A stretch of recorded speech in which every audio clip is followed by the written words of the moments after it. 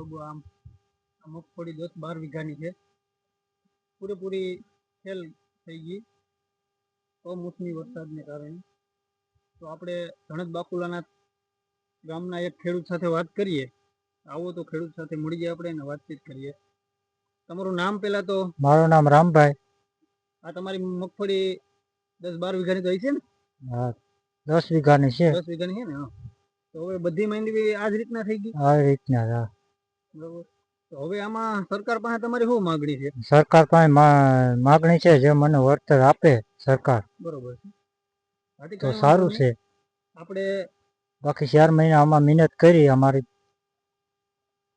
બધી પાણીમાં ગઈ. બરોબર. કઈ વાંધો નહીં, સરકાર પાસે આપણે રજૂઆત કરીશું. આપણે વિડીયોના માધ્યમથી સરકારને રજૂઆત કરવાના છે કે યોગ્ય વળતર આપે. અને તમે આ જોઈ અમે ગરીબ માણસ છીએ કે આ માંડવીની હાલત શું છે અત્યારે,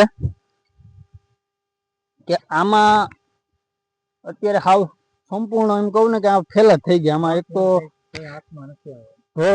ઢોર માટેનો સારો છે એ પૂરો થઈ ગયો, અને આ માંડવી હવે વરસાદ 2-3 દી રહે એટલે આમાં કઈ હાથમાં આવે એવું છે નહીં.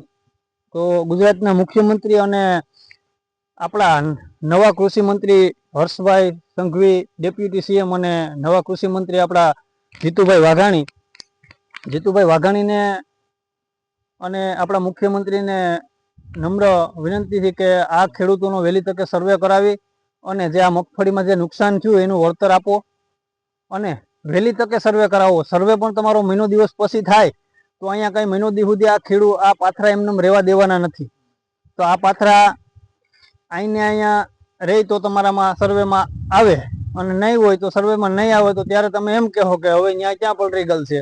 તો 1 મહિના દી માટે ખેડૂત અહીં કંઈ રહેવાના નથી. એટલે વહેલી તકે સર્વે કરાવો અને જે સ્થળ ઉપર મુલાકાત લઈ અને જે ખેડૂતોની ખરેખર પરિસ્થિતિ નબળી છે તો એમાં સહાય ચૂકવો એવી અમારી નમ્ર વિનંતી છે.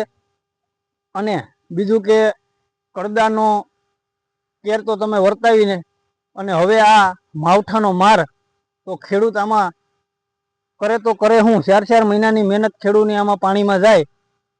તો હવે વહેલી તકે આનું સહાય પેકેજ જાહેર કરો એવી અમારી નમ્ર વિનંતી છે. આગામી દિવસોમાં અમે તમામ ગામડાની મુલાકાત લઈ અને તમામ ગામડાના જે અસરગ્રસ્ત ખેડૂત છે એને મળવાના છે. અને આમ આદમી પાર્ટીના દરેક કાર્યકર ખેડૂતને ખેતરે જઈ અને આ હાલત બતાવવાના છે. તો નમ્ર વિનંતી છે કે વહેલી તકે આની સહાય પેકેજ જાહેર કરો. જય જવાન, જય કિસાન.